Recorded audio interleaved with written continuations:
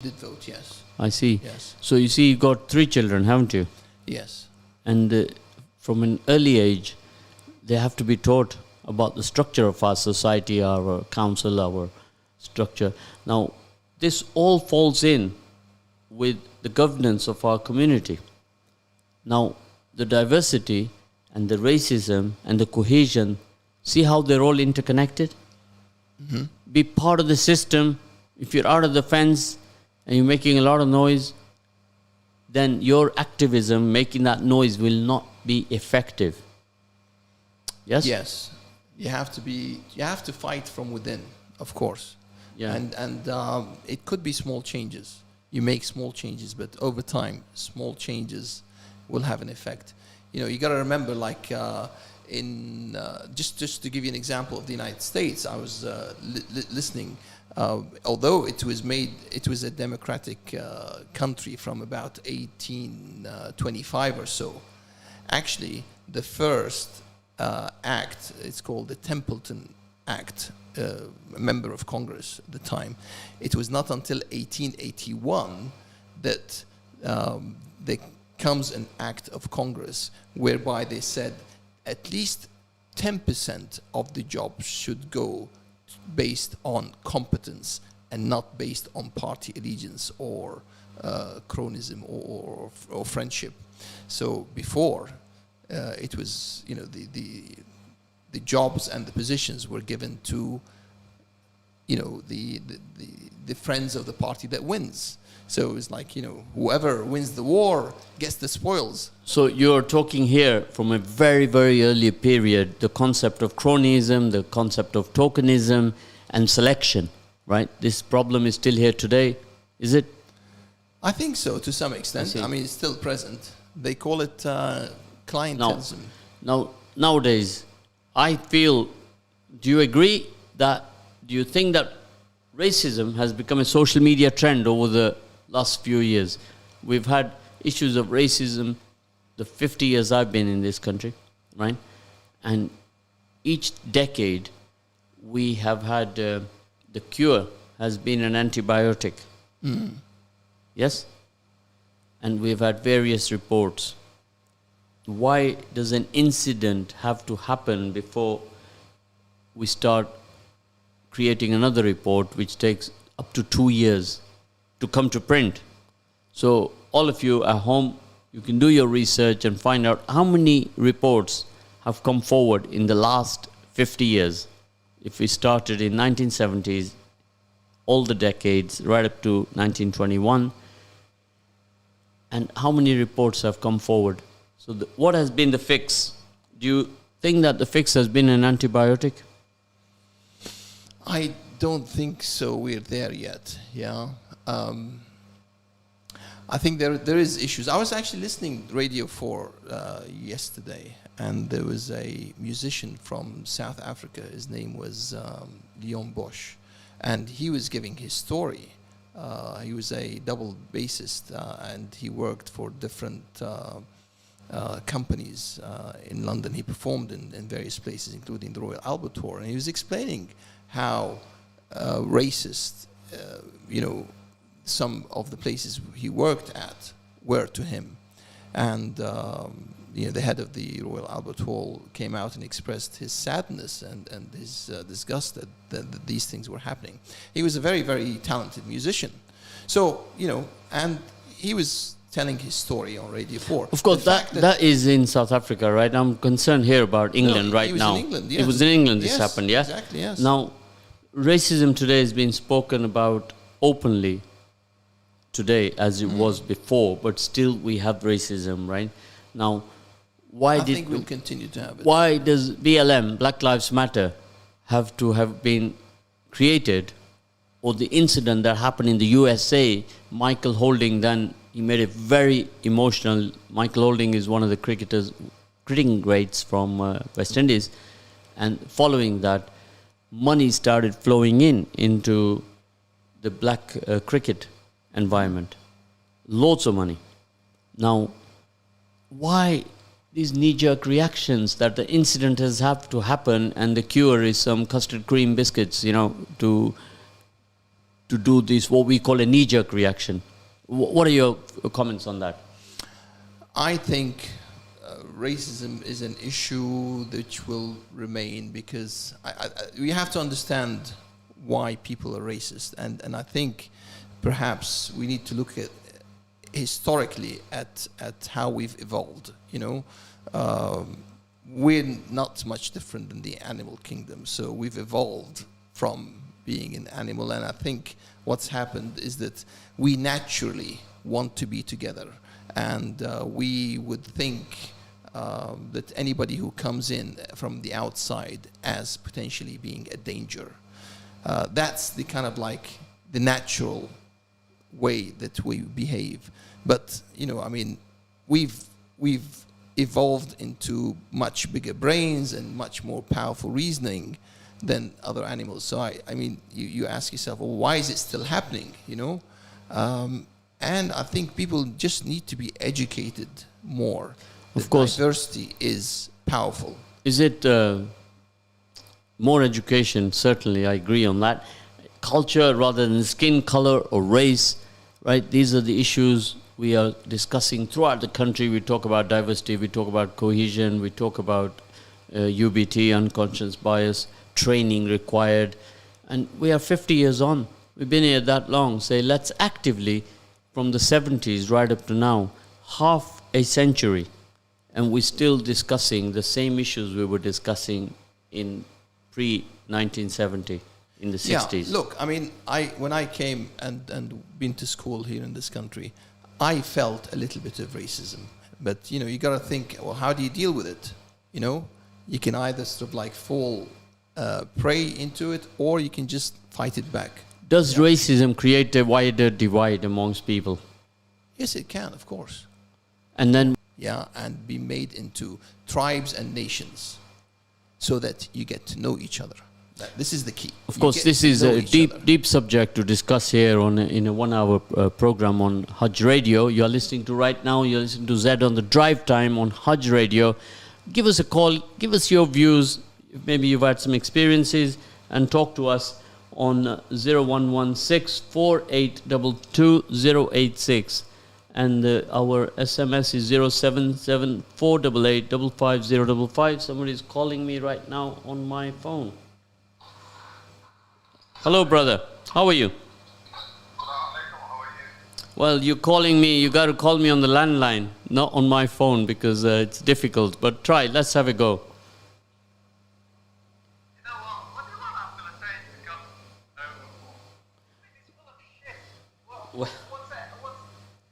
Well, this caller, I don't think he's calling me saying that this particular topic is not happening, he's saying.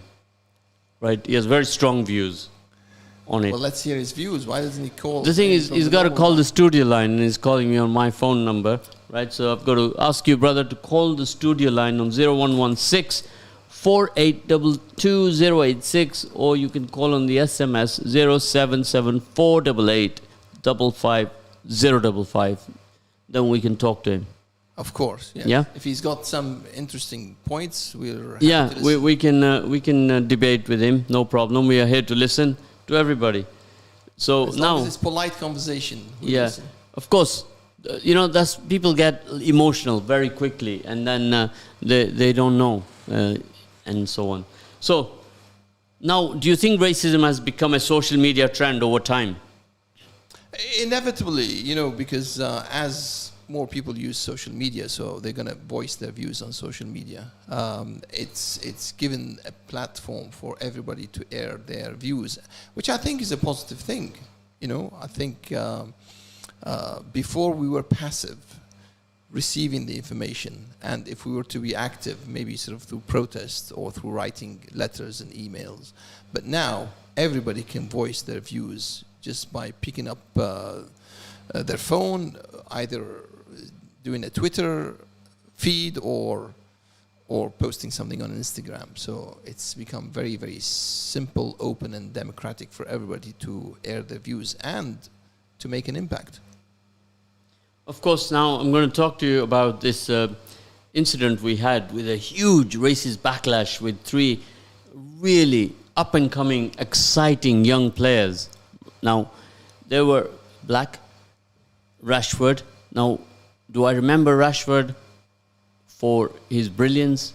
Raheem Sterling, he got us there in the final, did he not? Yes, of course. Right? Yes. And absolute... It looked as though it was a setup, the three guys who took the penalties, missed it. So you can easily think, oh, is this coincidence, or is this made up? But obviously, it's just a coincidence.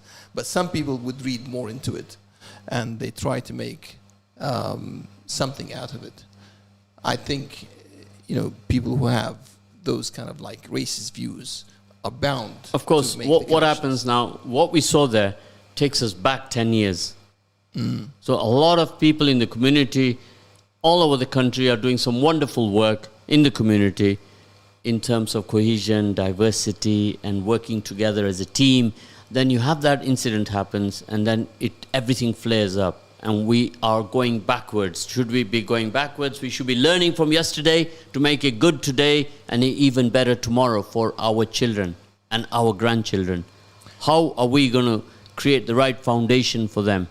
Now, what are we going to do to engage them in the system very early so we can break down the barriers? When I feel absolutely astonished when a 4-year-old, 5-year-old, he'd be talking to another person in his school and is asking him questions which are of a racist tone.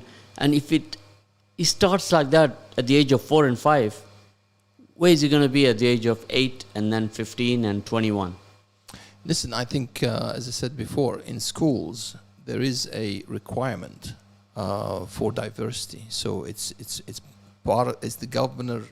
governing body of the school who has a legal requirement to educate. So why do younger generations feel out of place no matter what race they are? This is a text message that has come to me right now asking the question, why do younger generations feel out of place no matter what race they are?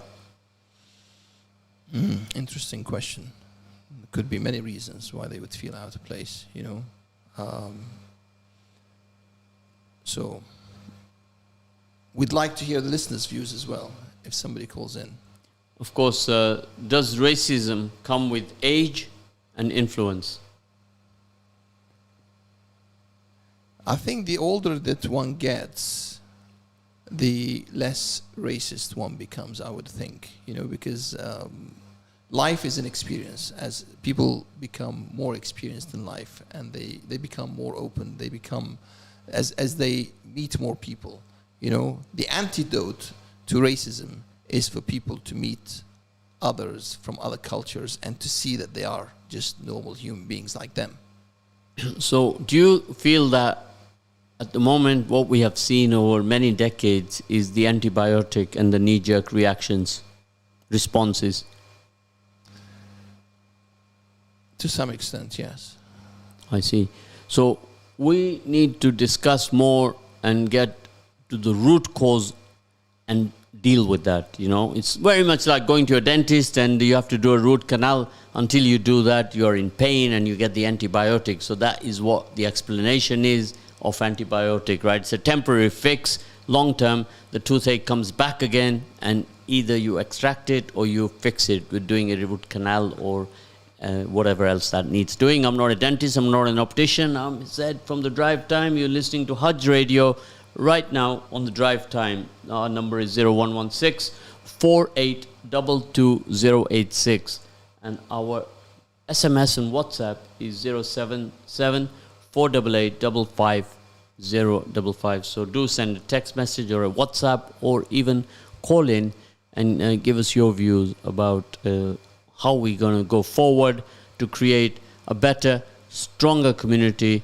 based on shared values, right? We build upon our commonality rather than our difference in race, color, creed, tradition, culture, right? Let's do that all together.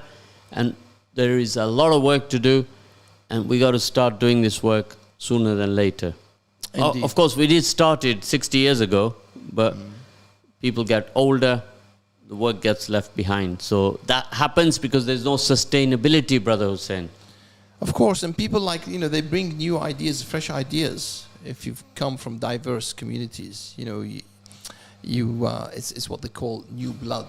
Of course, when you have your governing bodies and you have your people that are sat around, they've been there for 25 years and they've been there for 30 years and little changes. This is one of the problems. We got to bring the young people on board, put them on the seat. At least if there are 10 young people, 10 older people, what's going to happen? Give me your thoughts on that. Like if we had a council of 50 people and 25 were young, under 35, and 25 was 55. I think you need a mix of both. The older ones have the experience, they know how to do things, but the young ones come with the fresh ideas, and the future is with the young, obviously. So they need to be part of the setup. Okay, we got to move fast now with your answers right now. What is your opinion on white privilege? Are you familiar with that? Are you familiar with the POP? Yes. Person of power, person of privilege. Mm-hmm. What is it going to do for you? Right? Are you familiar with that? To some extent, yes. I mean, we live in a society of obviously there will be some privileges that have been coming through from centuries ago. The kings used to give huge plots of land. Of course, got another message here that racism is not only a white-black thing or a white-brown thing or a black-brown thing.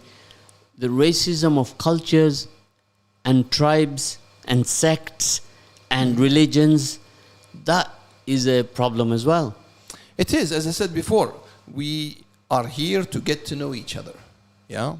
The more we get to know each other, the more we can learn from each other. And the most successful communities tend to be the ones who are open and interact. I mean, look at the successful communities, whether it is in certain parts of the state, Silicon Valley, for example. There's so much diversity there in Silicon Valley. I used to travel there 2 or 3 times a year, and from different backgrounds, and look at like the boss of Google and the bosses of many other companies. All right, yeah, what you're saying is that diversity, racism, all that is great and acceptable when it's connected with the big M. Right? Money. Mm-hmm. Right? CIP, cash in pocket, right? It's acceptable there and it's tolerated there. But yet when it comes to our sporting fraternities, all our institutions in the sporting world, then there isn't an equal representation. This is a message that has come to me on my phone right now saying that, what about equal representation in the game of football? What about equal representation in the game of cricket, rugby, and many other sports in this country? So that is something that we are working on. Haj Radio is connecting with all the relevant bodies throughout the country to discuss this in more detail, to create forums. Sometimes the answer does not lie in a 1-hour radio program, but we are here to create awareness, to discuss, to debate, and of course we will create bigger forums in which we can find some solutions. We can get to the root cause of the problem. Brother Hussein. Yeah, every little bit helps, and what you're doing here is amazing. Raising awareness, having a platform for diverse opinions. So all of you listening in, if you're on the Facebook or any other platform that we are on right now, social media can make a huge difference. All of you listening in, give us your feedback, give us your comments, and we can run this forward and expand upon this. So, Brother Hussein, thank you very much for coming here today, joining us on Haj Radio. It's so quick. Yeah. So, this is the Drive Time. You're listening to Zed on the Drive Time on Haj Radio. Jazakallah khair for listening in. We shall be back again tomorrow.